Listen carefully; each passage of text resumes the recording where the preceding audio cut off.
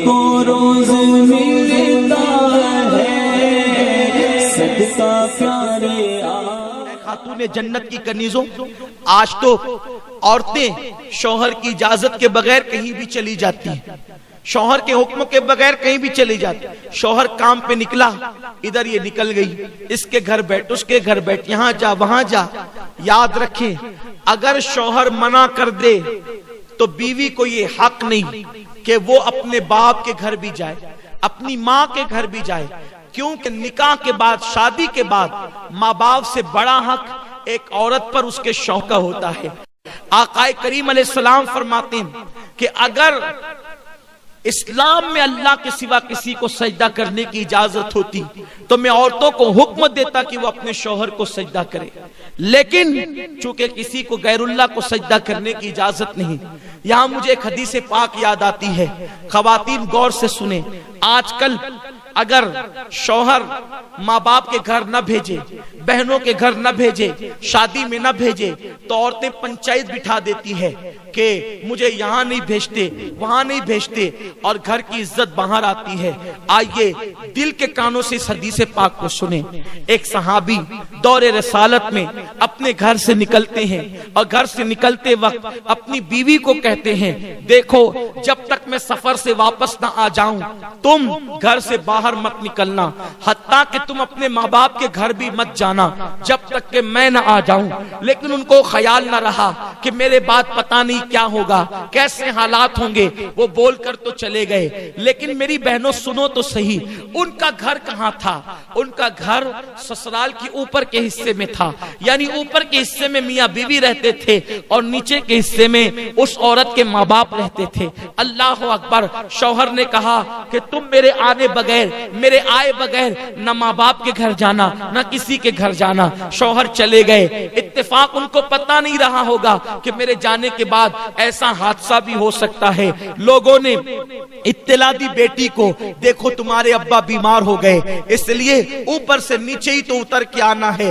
उसने कहा कि मेरे शौहर ने मना किया है कहीं जाने के लिए, इसलिए मैं नहीं जाऊंगी। अल्लाह अकबर। जब तबीयत ज्यादा खराब हुई, तबीयत ज्यादा सीरियस हुई, तो लोगों ने कहा ऐसा लगता है अब तुम्हारे बाप बचेंगे नहीं, उनका इंतकाल हो जाएगा, जरा आकर अपने बाप को देख तो लो, दो बातें तो आखिरी में कर लो। मेरी बहनों आप समझ सकती हो, जब बाप मरने वाला हो तो किस बेटी की तमन्ना नहीं कि वो अपने बाप से बात कर ले। मगर कल की औरतें शौहर की कितनी फर्मा बरदार हुआ करती थी, खावन की कितनी फर्मा बरदार हुआ करती थी। उस औरत ने कहा मैं पहले एक काम करती हूँ, जब तक मैं अल्लाह के रसूल से इजाजत न ले लूं, हुजूर जब तक इजाजत नहीं देंगे मैं अपने माँ बाप के घर नहीं जाऊंगी, क्योंकि मेरे शौहर ने मना किया है। अल्लाह अकबर। उसने एक शख्स को भेजा कि जाओ अल्लाह के महबूब से पूछो कि क्या मेरे शौहर ने मना किया है घर से बाहर निकलने के लिए, तो मैं घर से बाहर निकलकर अपने बाप की को देख सकती हूँ, बीमार बाप की इयादत कर सकती हूँ। आकाए करीम ने फरमाया तुम्हारे लिए बेहतर यह है कि तुम अपने शौहर की फर्मा बरदारी करो और अपने बाप को देखने न जाओ, तुम्हारे लिए अफजल अमल यही है। वो औरत रुक गई। कितनी सब्र वाली औरतें थी उस दौर की। मेरे प्यारे आका अलैहिस्सलाम की कनीजों, ऐसा नहीं है कि औरतें कुछ भी करे जन्नत में चली जाएगी। जन्नत में जाने के लिए कुर्बानी देनी पड़ेगी। मेरे प्यारे आका अलैहिस्सलाम की कनीजों, उसके बाद कुछ दिन गुजरे, खबर आई तुम्हारे बाप का इंतकाल हो गया, जनाजा तैयार है, आखिरी सूरत तो अपने बाप की देख लो, आखिरी शक्ल तो अपने बाप की देख लो। उसने कहा अब जरा देखो, एक बेटी अगर बाप का इंतकाल हो जाए और बेटी बंबई में रहे, दुबई में रहे, सऊदी में रहे, वो वहां से फौरन दौड़ती भागती आती है, अपने बाप का आखिरी चेहरा तो देख लूं, अपने बाप की आखिरी शक्ल तो देख लूं, मगर कुर्बान जाए। ऐ खातूने जन्नत की कनीजों, उस दौर की औरतें कैसी थी, उन्होंने हुजूर के फरामीन को कैसे सीने में बसाया था, उन्होंने कुरान और हदीस पे कैसे अमल किया था। एक शख्स को भेजा, जाओ आका से पूछ करके आओ, मेरे शौहर ने मुझे माँ बाप के घर जाने के लिए मना किया है, क्या मैं अपने बाप की आखिरी शक्ल देखने के लिए जा सकती हूँ? तो आकाए करीम ने फरमाया उस औरत के लिए अफजल अमल यही है कि वो अपने बाप की शक्ल देखने न जाए और अपने शौहर के फरमान पर अमल अमल करे। अल्लाह अकबर। वो खातून सब्र करके घर में बैठ गई। अल्लाह अल्लाह, लोग ले गए उसके बाप के जनाजे को और ले जाकर के दफन कर दिया। रात हुई, गमगीन थी, दुखड़ा था, तकलीफ थी कि मैं अपने बाप की आखिरी शक्ल भी देख ना सकी, मगर शौहर से कोई शिकायत न थी, इसलिए कि वो औरत जानती थी कि मेरे शौहर को थोड़ी पता था कि वो ये कह के जाएंगे और मेरे बाप का इंतकाल हो जाएगा। अल्लाह अकबर। वो रोते रोते सो गई। रात में ख्वाब क्या देखती है कि उस औरत के वालिद जन्नती ताज पहनकर और जन्नती लिबास पहनकर जन्नत के बाग में टहल रहे हैं। उस औरत ने पूछा, बाबा अल्लाह ने ये मुकाम आपको कैसे अता कर दिया? तो उस शख्स ने जवाब दिया, बेटी तूने अपने शौहर की फर्मा बरदारी की, अल्लाह को तेरी ये अदा इतनी पसंद आई, मेरे अल्लाह ने कहा तेरी बेटी के नेक अमल के सदके जब मैंने तुझे जन्नत अता कर दी।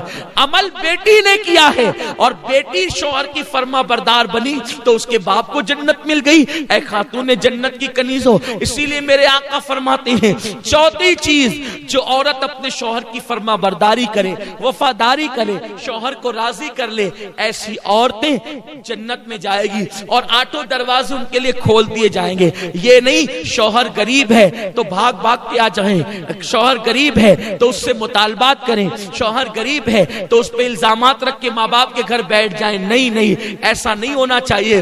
गरीबी अमीरी लगी हुई है, दौलत आज किसी के आंगन में है, कल किसी के आंगन में है। वफादार बीवी अल्लाह की नजर में भी इज्जत पाती है और दुनिया की नजर में भी इज्जत पाती है। दौलत की कोई हैसियत नहीं है। माँ बाप ने जिस घर में तुम्हें ब्याह दिया अब उसी के साथ अपना निबाह करो, दूसरी तरफ नजर मत करो। ऐ खातून जन्नत की कनीजों, चार चीजें पैदा कर लो। पहली चीज नमाज की पाबंदी, दूसरी चीज रमजान शरीफ के रोजों की पाबंदी, तीसरी चीज पर्दे और हया की हिफाजत और चौथी चीज शौहर की फर्मा बरदारी। जब चार सिफतें तुम्हारे अंदर पैदा हो जाएगी तो तुम खुश नसीब होगी। अल्लाह तुम्हारे लिए जन्नत के आठों दरवाजे खोल देगा और कहेगा जिस दरवाजे से चाहो जन्नत में दाखिल हो जाओ। अल्लाह पाक आप सबको अमल की तौफीक दे। दौरान गुफ्तगू कोई गलती हो तो अल्लाह माफ फरमाए। मुझे उम्मीद है आप इन चार बातों को सीख कर जाएंगी और आप इस पर जरूर अमल करेगी इंशाअल्लाह, और वक्त निकाल के नमाज पढ़ेगी इंशाअल्लाह, और पर्दे की पाबंदी करेंगी इंशाअल्लाह। मुझे उम्मीद है कि आप इन बातों को अपने दिल में बसाकर दूसरों तक भी